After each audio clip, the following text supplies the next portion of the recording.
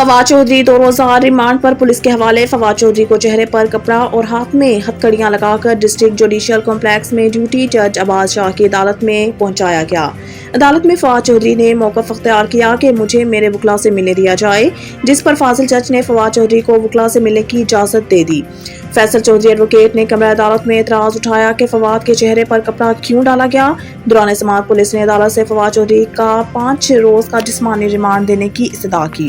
فواد چودھری کے خلاف اسلام آباد کے تھانہ آبپارہ میں مقدمہ درج ہے، جس میں درخواست گزار نے فواد چودھری پر 50 لاکھ روپے لے کر نوکری دلوانے کا مقدمہ درج کروایا۔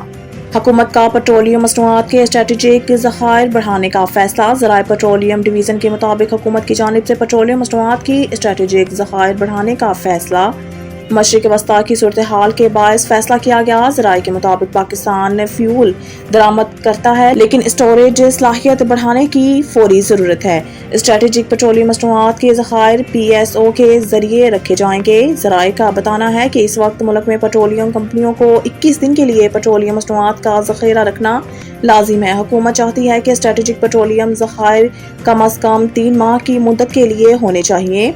ذرائع پیٹرولیم ڈویژن کا کہنا ہے کہ حتمی ذخائر اور مدت کا تعین صرف ملکی ضروریات کا بغور جائزہ لینے کے بعد لگایا جا سکتا ہے، جس کے لیے حکومت نے فریم ورک تیار کرنے کا فیصلہ کیا ہے۔ کانگو وائرس میں مبتلا سول اسپتال کوئٹہ کا ایک ڈاکٹر انتقال کر گیا۔ 4 ڈاکٹرز کراچی میں زیر علاج۔